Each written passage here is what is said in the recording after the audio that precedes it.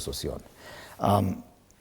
There are concerns about the former president returning to the political arena. There are those who feel that he should not be doing anything of that sort because of what is provided for in the Presidential Retirement Benefits Act. But those who argue, there are those who notice that he still holds his rights as provided for in the Constitution. Well, he has rights. But I think as a country, we created an architecture of the presidency that is guided by law. And the first president to retire from office was Daniel Moi. And he retired to a loss of his own candidate. He exercised this democratic right of supporting presidential candidate. But the moment Mwai Kibaki was elected, his respect and that of statesmanship from himself and his office shifted to Mwai Kibaki. And he retired to Kabarak. And never at any time in his retirement did he contradict the sitting head of state, or did he come back to discuss his success as in development agenda of the country as a president, or to point out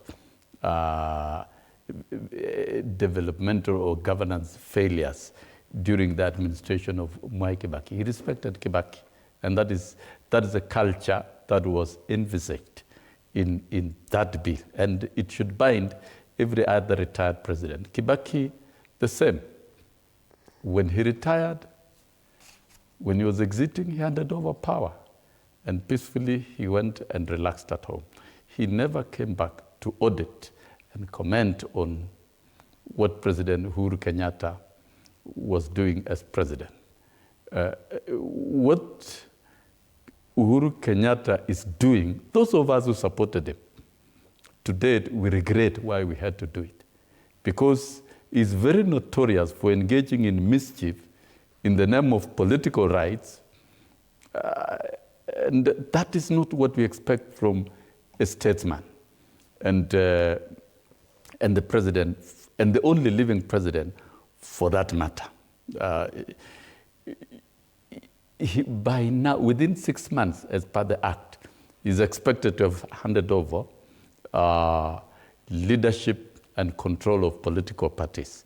So that after 6 months, a retired president is as good as a president, as per traditions and practices. You enjoy state protection, you enjoy state parks, you enjoy international privileges, you are a privileged person. But when he comes around to talk like an opposition leader, it baffles all of us. That's not the right thing to do. He should have handed over his political party, okay, and he's free to exercise his rights and conscience at the ballot. The rest of Kenyans can do other things. That is the culture and institution that was instituted in this country. In 2032, we expect William Ruto to vacate the presidency. And we don't expect him to go and engage in active politics, we see retired undermining in a sitting president. In Tanzania, we see Jakaya Kikwete campaigning for Samia Suluhu. That's a different thing. In Tanzania, that's the culture of Tanzania. They have their own law and their own other things, and that's another democracy at another level. Ours, we are a sophisticated democracy.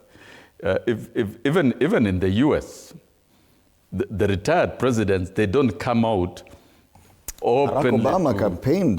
No. They don't come out, or they don't come out openly during outside election period to undermine the sitting president. But then they are free to campaign for their political parties at the right time. That's what happens in Tanzania. Okay. What we are seeing here in Kenya, it's not good for the country. But nevertheless, it has happened. Gloria, do you agree with Sossion? I want to agree with the Sossion, which is shocking, because he's talking about never before have we ever